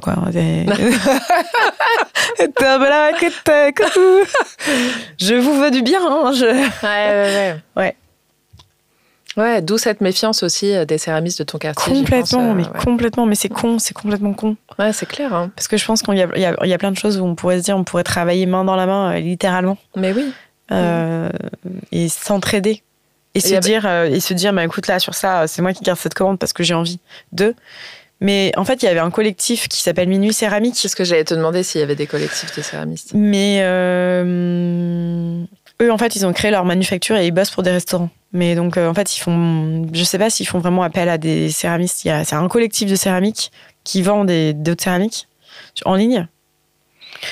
Mais ouais, il n'y a pas trop d'agents. En fait, il manque en effet beaucoup d'agents pour des céramistes, de collectifs quand même, d'entraide, mais qui soient plus axés business. Et aussi, ouais, de parler plus d'argent, de dire en fait les règles d'or pour réussir. Si vous voulez réussir, c'est ça, 3 règles d'or. Et d'avoir un peu plus de conseils en fait, mais stratégiques. Mais moi, c'est ce que j'apporte en fait avec je pense ma casquette marketing. J'ai géré des budgets de plusieurs millions sans me jeter de fleurs. Mais donc je sais très bien en fait que c'est très difficile de lancer une marque. Ouais, bien sûr. Et encore plus difficile quand c'est la sienne. Enfin. Ouais, je pense qu'il y a plus d'affect, c'est sûr. Et moi, je sais aussi. Moi, j'avais pas mal le syndrome de l'imposteur, quoi. Je sais pas si tu as eu ça aussi. Ah ouais. Mais voilà, pour valoriser ton travail et tout. Je l'ai eu pendant très longtemps. Et en fait, grâce à la formation et au CAP, c'est parti. Ok. Comme quoi, formez-vous. Ouais, je pense chacun sa manière. Ouais. Je pense aussi, qu'est-ce que j'avais ? À un moment, j'avais même envisagé de faire de l'EMDR. Ah. Ouais. C'est, je sais pas si tu veux expliquer peut-être ce que c'est. C'est pour... c'est compliqué à expliquer. Hein. C'est pour changer les connexions dans ton cerveau, enfin des connexions naturelles que tu fais, normalement qui suivent des traumas, et donc ça te crée des croyances limitantes ou des choses comme ça. Et avec le mouvement des pupilles face à un doigt, enfin moi je l'avais fait avec ma psy, en fait on peut changer ces connexions. Non, je l'ai très mal expliqué, non. Moi, ce que m'avait... non, c'est ça. Et pour compléter, ce que m'avait dit la personne... Rachel Fuchs, elle s'appelle. Si jamais c'est possible de mettre dans le podcast tous les liens, tu vois, des gens qu'elle renvoie, notamment Arthur Guizou, AAC, la formation, enfin, je me dis que ça pourrait être utile. Ouais.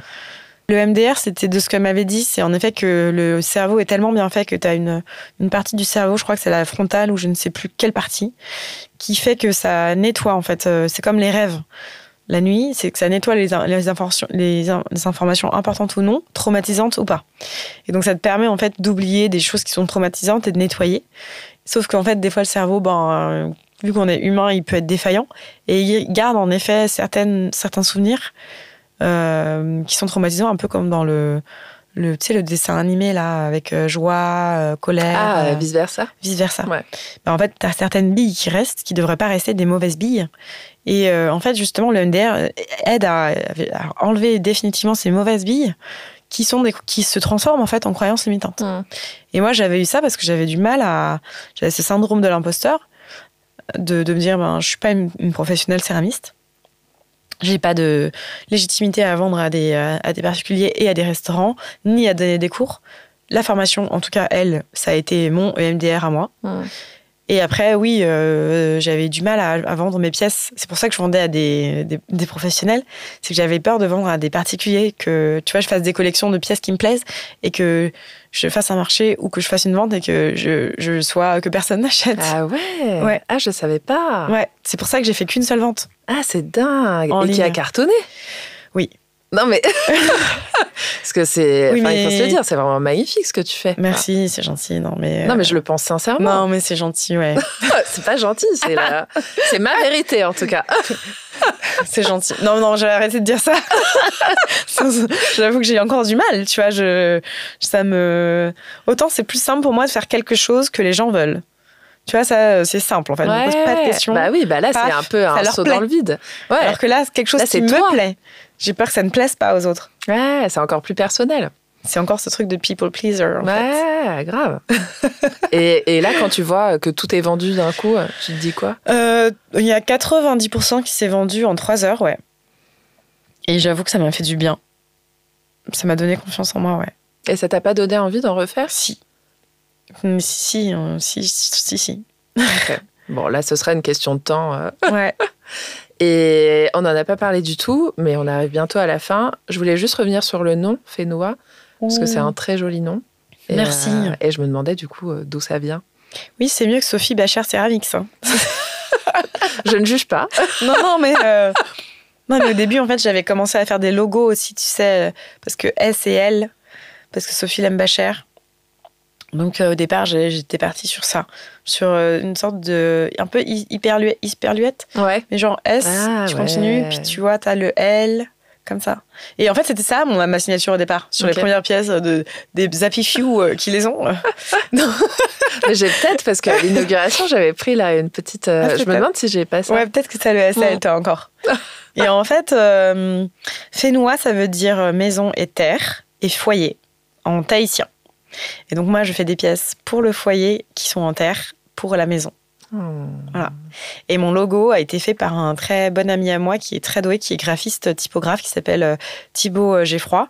Donc je pourrais aussi mettre son lien si jamais il y a des gens qui cherchent à faire des logos ou même du travail graphique, quoi, parce que ça, je savais pas que ça existait, mais lui il est spécialisé dans la typographie et le graphisme de typographie. Donc il bosse beaucoup sur les livres, la mise en page, pour des musées aussi. Voilà, c'est assez vaste. Tu pourrais être agent, en fait. Pas peut-être, ouais. Pour les autres. Mais ouais, non, je suis assez bonne, en fait, pour ça. Ouais, grave. Pour mettre en relation. Ouais. Et j'ai quelques petites questions pour terminer le podcast. Je pense à ce moment-là à tous ceux qui écoutent et ceux qui, justement, qui ont des idées et qui vibrent, mais qui ont trop peur de se lancer. Qu'est-ce que tu leur conseillerais pour passer à l'action ? Juste, lancez-vous, on n'a qu'une vie. On s'en fout du regard des autres. Et récemment, il y a quelque chose qui m'a vachement touchée. J'écoutais un podcast et quelqu'un disait, je sais plus si c'était Nelson Mandela ou Gandhi ou quelqu'un d'autre, mais quelqu'un de plutôt zen attitude, on va dire, et qui disait en fait, on est tous et toutes des fleurs. Et chaque fleur est magnifique et on n'a pas besoin de se comparer aux autres. C'est trop beau. J'ai une autre question. Qu'est-ce que tu dirais à la Sophie de 10 ans ? C'est marrant parce que cette question, ça me fait un peu pleurer du coup. Je lui dirais d'avoir confiance en elle, quoi. Que elle a tout pour réussir et que c'est pareil, on s'en fout du regard des autres. Je vais arrêter de t'embêter avec mes questions. On a terminé sur cette note. Merci beaucoup pour ta sincérité, pour tout ce que tu nous as donné. Et j'ai hâte de voir la suite de Fénoua et de Sophie. Merci. Merci. Merci d'avoir écouté Avec Vanda, le podcast. Si cet échange vous a inspiré, dites-le moi. Laissez 5 étoiles, un commentaire ou partagez-le autour de vous. C'est vraiment ce qui l'aide à grandir. À très bientôt pour une nouvelle dose d'audace et d'inspiration.